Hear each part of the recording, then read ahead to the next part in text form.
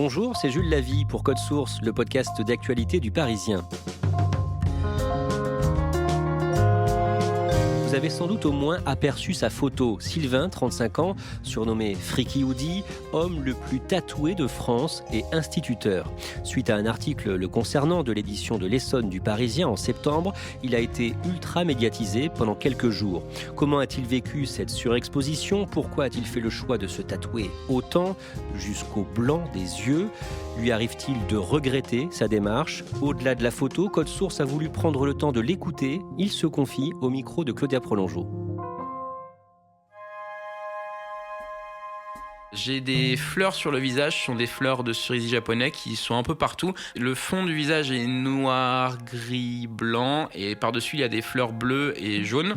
J'ai sur la tempe gauche une souris, du coup j'ai dû faire la sauterelle sur la tempe droite. Sur le crâne j'ai un serpent ailé. J'ai une énorme pivoine fleur sur la joue gauche qui est rouge vif. Sur mon cou à gauche, j'ai une gueule de tigre qui est ouverte vers ma paume d'Adam. Et à droite, j'ai, lui faisant face, un requin. Sylvain a 35 ans et il habite à Palaiseau, dans un appartement entièrement noir et blanc. Dans le salon, une bibliothèque noire abrite de nombreuses collections de BD, mangas ou romans fantastiques. Dans ma chambre, j'ai plein d'animaux morts. Alors dit comme ça fait bizarre, mais j'ai plein de crânes, de papillons. Je suis un fan d'entomologie et de tout ce qui se rapproche en fait à la décoration des cabinets de curiosité que tu peux retrouver également dans les salons de tatouage. Et dans ma bibliothèque, j'ai tous les Tintins, j'ai tout l'Astérix, tous les Lucky Luke, tous les Ranma demi, tous les Dragon Ball Z, ce sont des mangas. Je regarde ce que j'ai un peu... Et tout là-haut, il y a des figurines. Ah oui. J'ai une figurine pop par personnage de Rick et Morty. C'est un dessin animé pour adultes qui passe sur Netflix, qui est absolument génial. Morty! Rick? Where are you? Flip the pickle, Morty. You're not gonna regret it. The payoff is huge. I turned myself into a pickle, Morty! Sylvain passe les 2 premières années de sa vie à Saclay, où il fait sa maternelle, son élémentaire, son collège et son lycée. Puis il devient enseignant, puisque c'est pour lui une évidence. L'enfance, c'est la meilleure période de la vie. T'as rien d'autre à faire finalement que de jouer. Tu travailles à l'école, mais c'est pas trop dur. Toutes les heures, t'as des récréations, tu retrouves tes amis, tu joues, t'as aucun impôt à payer, tu sais pas ce que c'est que le monde, tu sais pas ce que c'est que la difficulté. Le pire truc qui puisse t'arriver, c'est qu'un adulte te fasse les gros yeux. Donc c'est un âge que j'ai, je pense, jamais voulu quitter, mais comme beaucoup d'entre nous, parce que j'ai eu une enfance super heureuse à Saclay, encore une fois. Et ensuite, j'ai été passionné d'arts martiaux très tôt. J'ai 3 ceintures noires, j'ai un diplôme d'instructeur fédéral européen. Donc je me suis mis à enseigner à des enfants.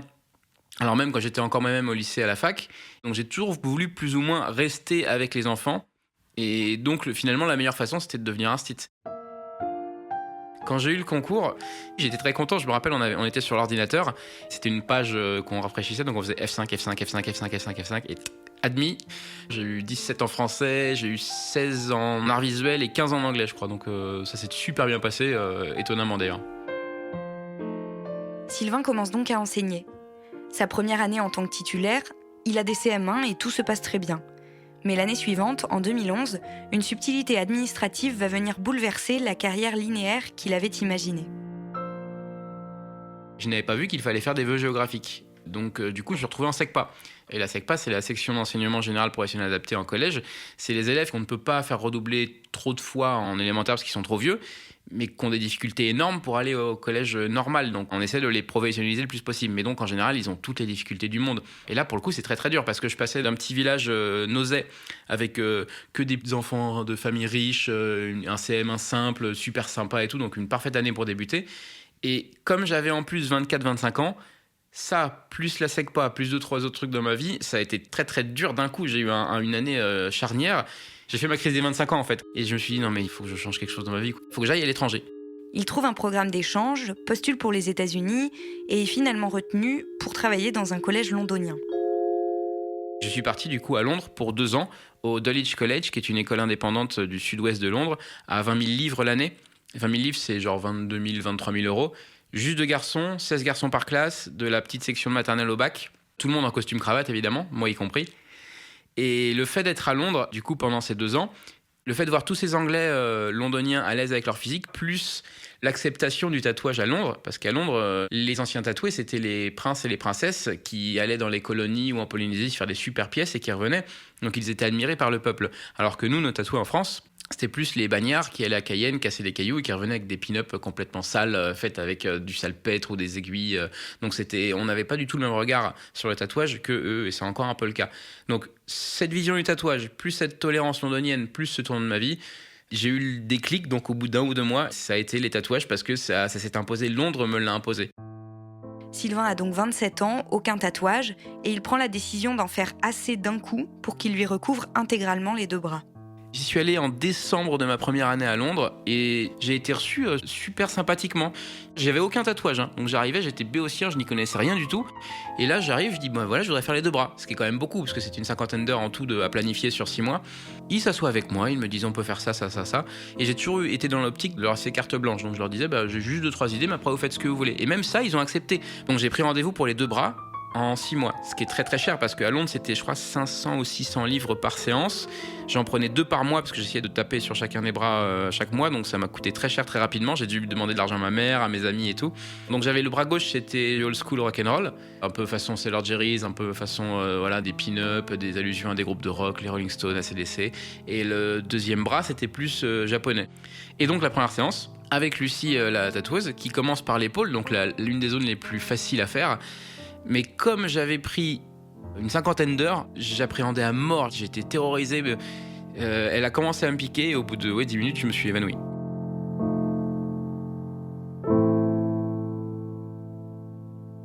Sylvain se dit que pour le grand projet de se faire recouvrir les 2 bras, c'est mal parti. Puis il apprend à encaisser, à bien manger avant, à respirer pendant, et il arrive au terme de cette première série de séances avant de retourner vivre en France chez sa mère. Quand je suis arrivé, donc c'était en juin, la première année, parce que je n'étais pas rentré du tout de Londres pendant la période.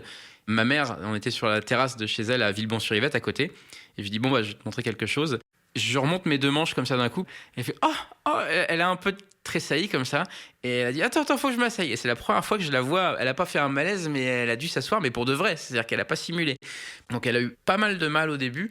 Mais quand elle a vu assez vite que c'était une vraie passion, que c'était ce qui me faisait me lever le matin, que je me faisais entièrement recouvrir. Là, clairement, quand je ne vais pas à l'école, les fois où je sors de chez moi, c'est pour aller dans des événements qui ont rapport avec le tatouage. Donc maintenant, elle accepte totalement et elle est super fière. De retour en France en juin 2014, Sylvain reprend son poste d'enseignant, mais désormais en tant que remplaçant sur le secteur. Ça lui permet d'avoir moins de travail chez lui, car pas de correction de copie, et de consacrer tout son temps libre au tatouage. Il a alors les 2 bras, les pectoraux et la jambe droite entièrement tatoués.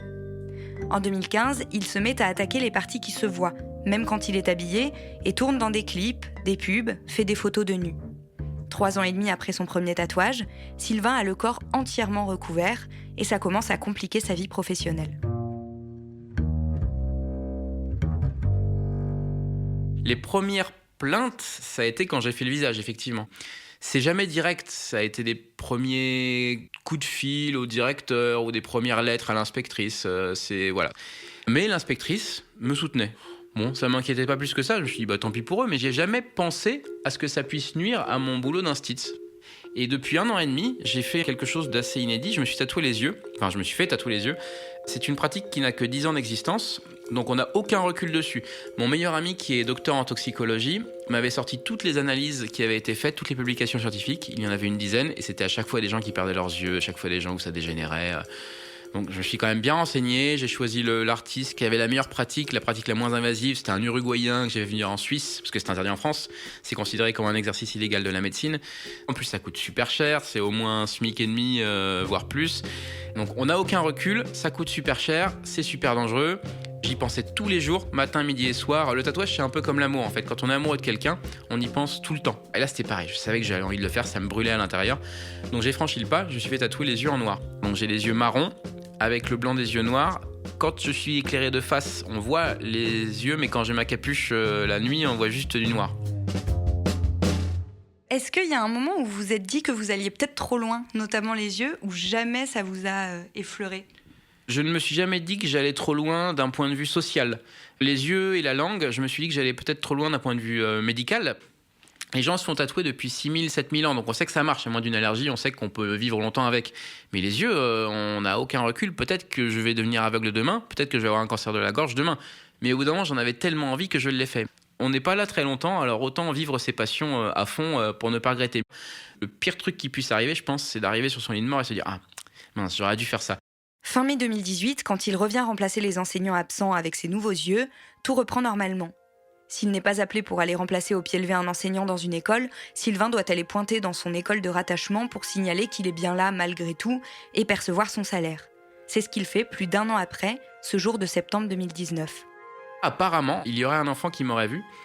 Il aurait fait des cauchemars, ce que je veux bien croire, parce que les petites sections en septembre, ils sont complètement perdus. Donc effectivement, quelqu'un qui a ma tronche, ça peut les choquer un peu. Donc je comprends très bien ça.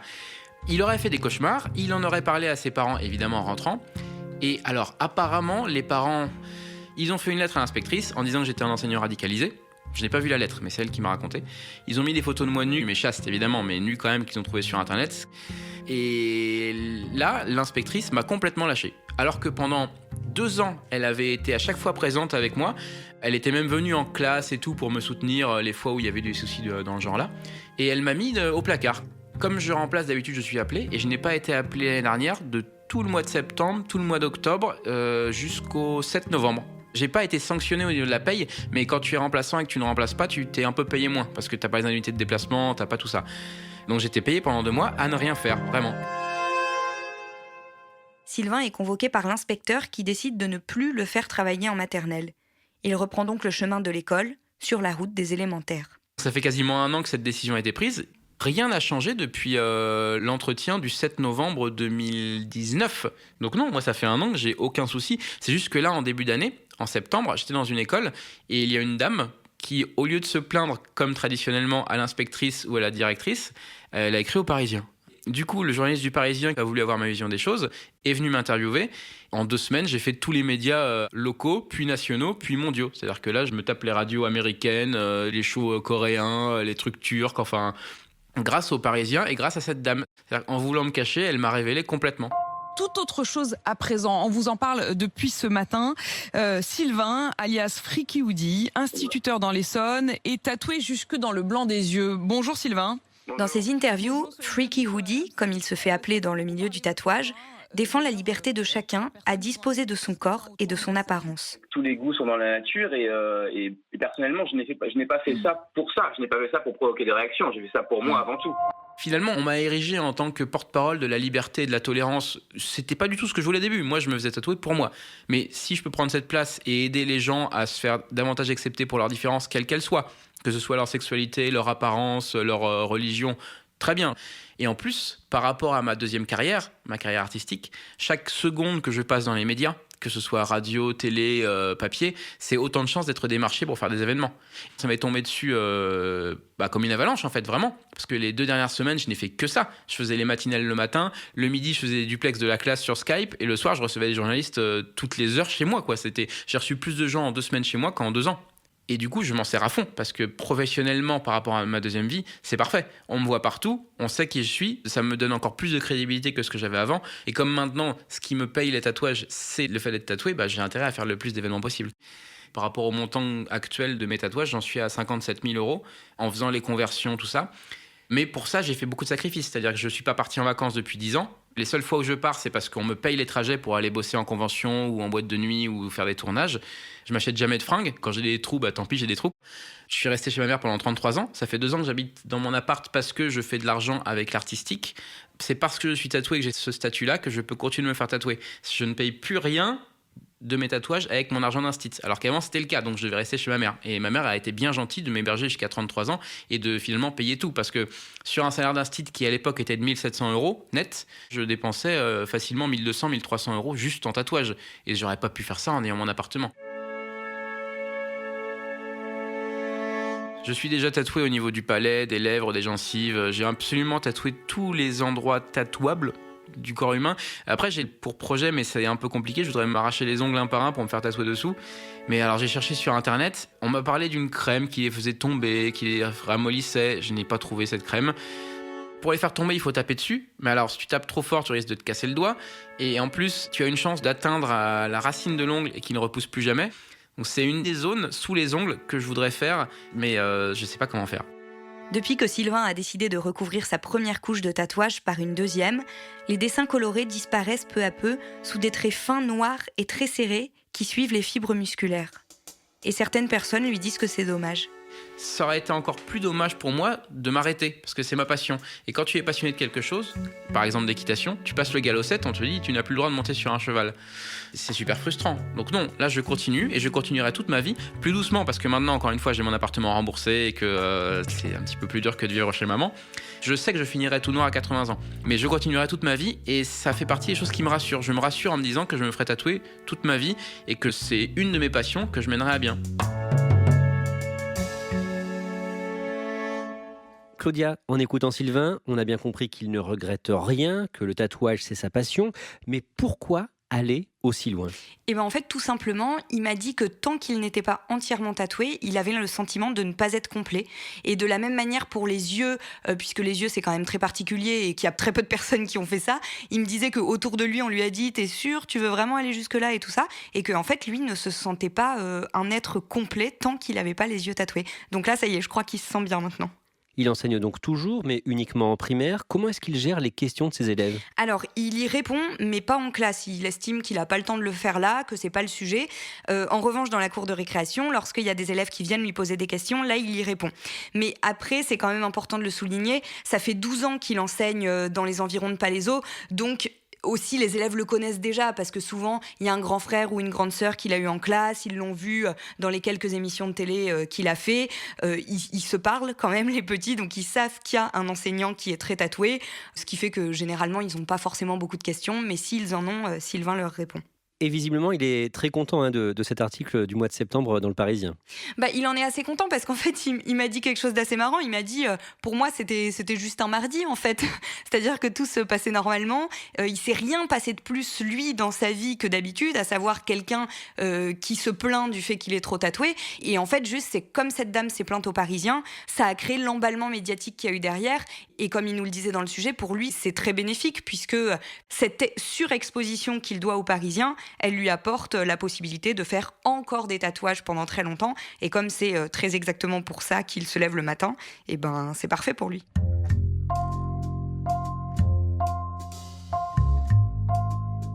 Merci Claudia Prolongeau.